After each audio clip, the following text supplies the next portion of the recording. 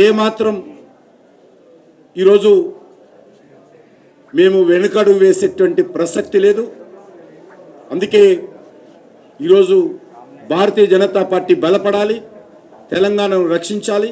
అందుకే save Telangana, support BJP అనేటువంటి నినాదంతో ముందుకెళ్తామని ఈ సందర్భంగా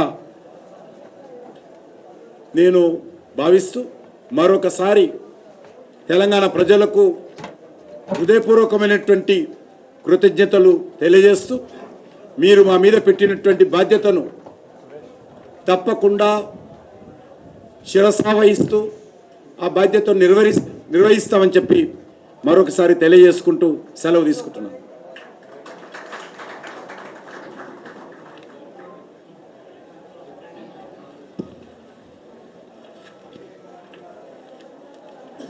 ఇప్పుడే రిఫరెండము అని నేను అనను, కానీ వాళ్ళు ఎవరైతే అన్నారో వాళ్ళు నిర్ణయించుకొని అది రిఫరెండమా లేకపోతే వాళ్ళ వైఫల్యమా, వాళ్ళ మీద ప్రజలు చేస్తున్నటువంటి తిరుగుబాట, లేకపోతే ప్రజల్లో వస్తున్నటువంటి వ్యతిరేకత, వాళ్ళ ఆత్మ పరిశీలన చేసుకొని నా తెలంగాణ ప్రజలైనటువంటి రైతులకు కానీ, రైతు కూలీలకు కానీ, తెలంగాణ ఆడబిడ్డలకు కానీ, తెలంగాణ మహిళలకు కానీ, నిరుద్యోగులకు కానీ, జాబ్ క్యాలెండర్ కానీ, లేకపోతే దళిత సోదరులకు ఇచ్చినటువంటి 12 లక్షలు, ఇవన్నీ హామీలు ఇప్పటికైనా అమలు చేయాలని మాత్రమే నేను కోరుతా ఉన్నాను. ఈరోజు తెలంగాణ ప్రజల కోసం భారతీయ జనతా పార్టీ తప్పకుండా మరి ముందు నడుస్తుంది, అండగా నిలబడుతుందని కోరుతా ఉన్నాను.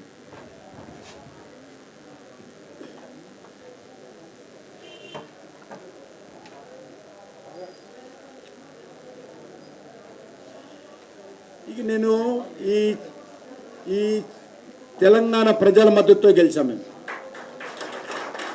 తెలంగాణ ఉపాధ్యాయుల మద్దతుతో గెలిచాము, తెలంగాణ ఉద్యమకారుల ఆశీస్సులతో గెలిచాము, తెలంగాణ పట్టభద్రుల అండతో గెలిచాము, తెలంగాణ ఉద్యోగస్తుల యొక్క మరి ఆశీర్వాదాలతో గెలిచాము.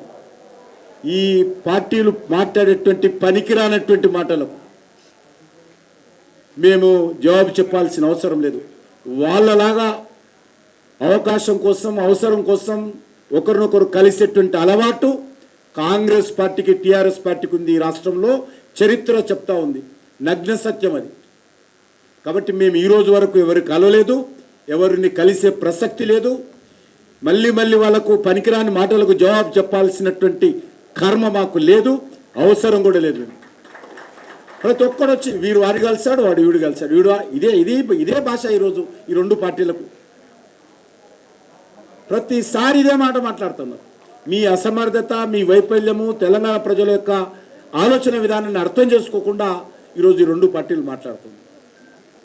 ప్రతిసారి అంతే. తెలంగాణ ప్రజల ఆలోచన ఏంటి, వాళ్ళ వైఖరి ఏంటి, మీ పార్టీల పట్ల తెలంగాణ ప్రజలలో ఉన్నటువంటి